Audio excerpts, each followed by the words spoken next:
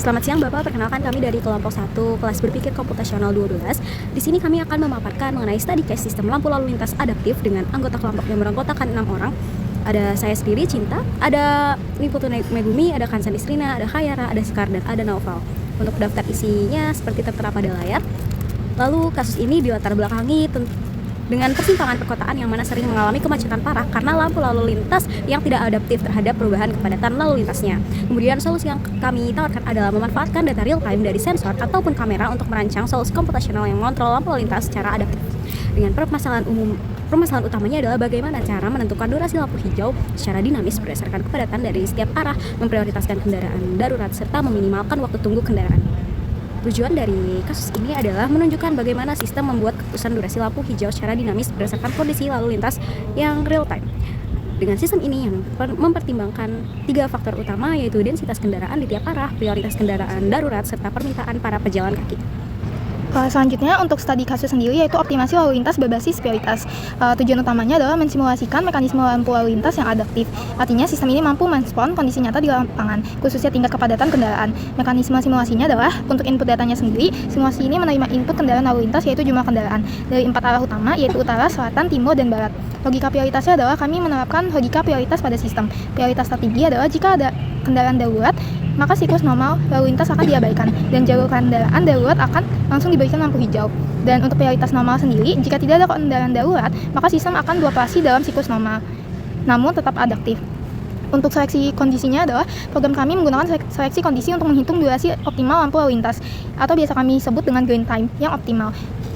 Hasil dan dampaknya, output sistemnya adalah hasil akhir dari simulasi ini untuk menampilkan siklus lampu lalu lintas yang telah dioptimalkan. Manfaatnya, dengan mengoptimalkan durasi lampu lalu lintas berdasarkan kepadatan real time, kami berharap dapat mengurangi waktu tunggu kendaraan secara keseluruhan dan membuat aliran lampu lalu lintas menjadi jauh lebih efisien. Selanjutnya adalah komponen pemrograman. Yang pertama adalah kelas dan OOP. Yang pertama dan paling penting, program kami menggunakan pendekatan Object Oriented Programming. Kami menggunakan 3 kelas utama yaitu Traffic Light, Intersection, dan Adaptive Controller.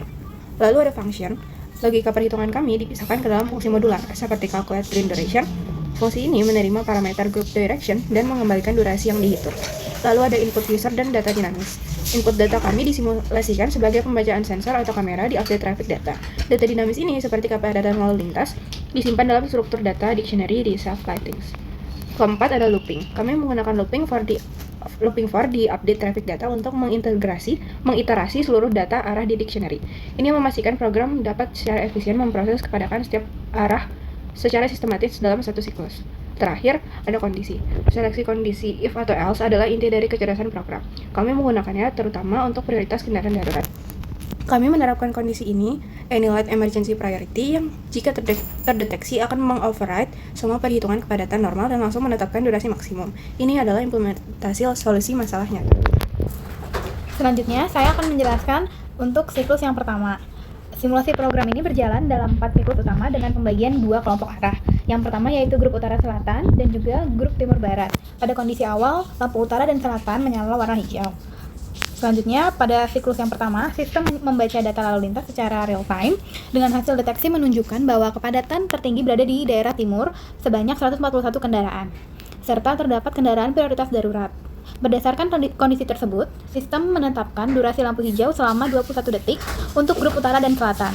Setelah itu, waktu hijau selesai, sistem melakukan perpindahan lampu ke grup timur dan barat untuk siklus selanjutnya. Sistem ini dirancang agar durasi dan perpindahan lampu bersifat adaptif sesuai dengan kondisi lalu lintas. Jadi di sini pada siklus kedua itu kondisi awalnya adalah lampu hijau menyala untuk grup timur dan barat. Berdasarkan data lalu lintas real time, itu kepadatan tertingginya terjadi di arah barat dengan nilai 108. Pada fase ini tidak ada kondisi darurat yang terdeteksi, sehingga skor prioritas totalnya itu 214,5.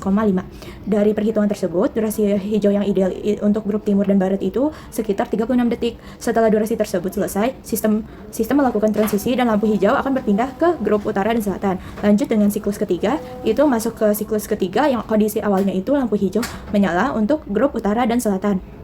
Lanjut, data lalu lintas real time-nya itu menunjukkan kepadatan tertinggi berada di arah timur yaitu sebesar 120. Tidak ada prioritas pejalan kaki yang mendesak pada fase ini sehingga skor prioritas totalnya itu menjadi 288.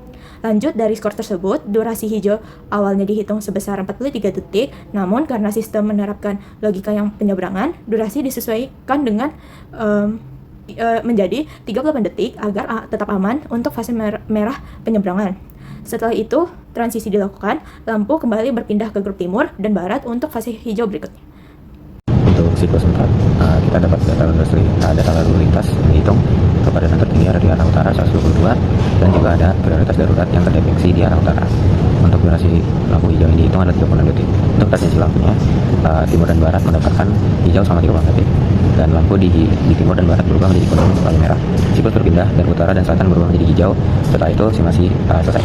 Oke, untuk Python-nya sendiri, kode ini mensimulasikan sistem lampu lalu lintas berbasis adaptive control, yang mana durasi lampu hijau ini tidak tetap, tetapi berubah sesuai kondisi lalu lintasnya. Kepadatan kendaraannya juga prioritas seperti kendaraan darurat serta pejalan kaki.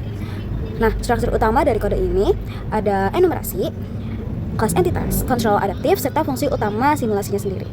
Nah, untuk enumerasi sendiri digunakan untuk menyimpan status lampu. Di sini ada light state, yang mana status dasar lampu lalu lintasnya itu ada 3 warna. Yang pertama ada merah.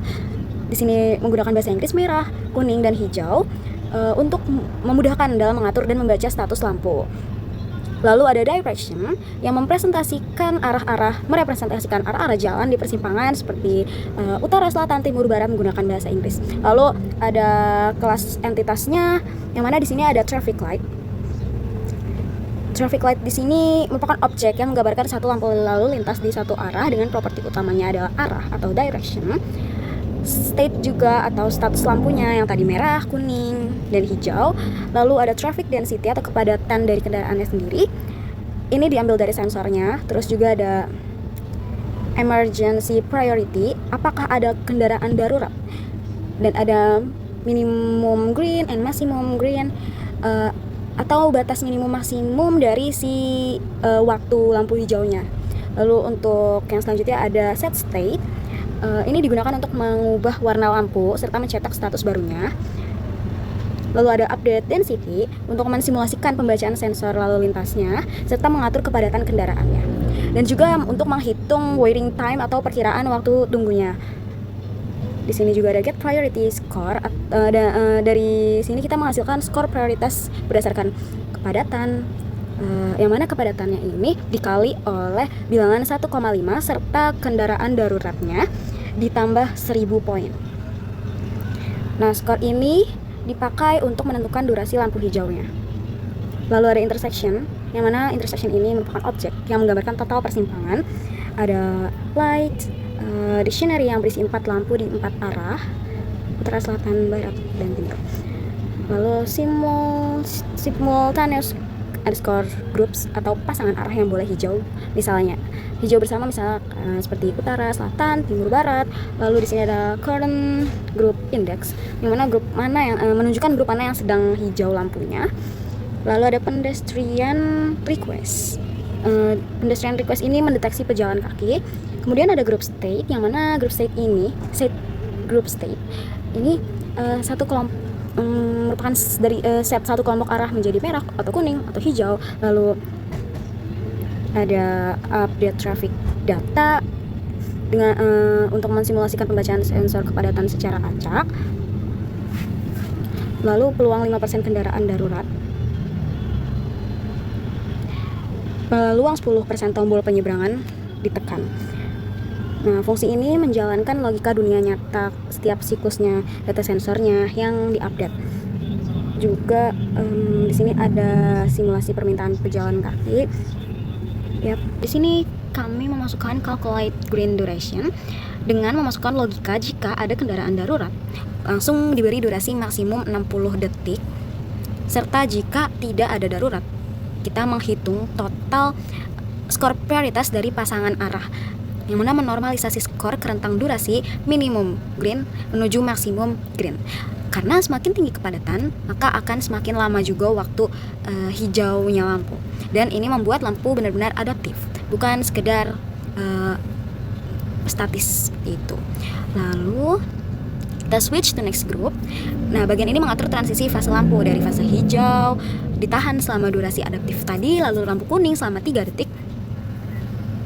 Kemudian lampu merah untuk mengamankan transisinya. Kemudian kita masuk ke grup berikutnya yang berubah ke warna hijau.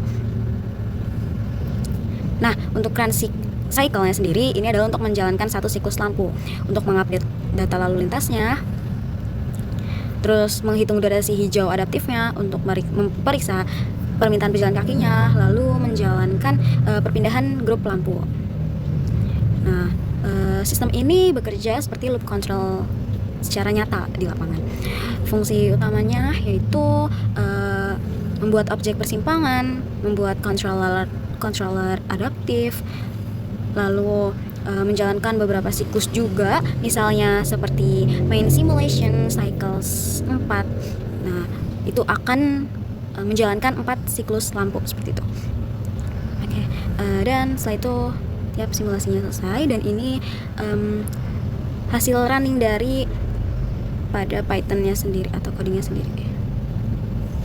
Untuk kesimpulannya, sistem ini membuktikan bahwa dirinya sebagai adaptif dan reaktif. Durasi hijau selalu bervariasi 21 detik, 36 detik, dan 38 detik berdasarkan input data real time. Sistem dapat memotong siklus normal atau memprioritaskan keamanan siklus 3 dengan cepat untuk merespon prioritas darurat dan pejalan kaki.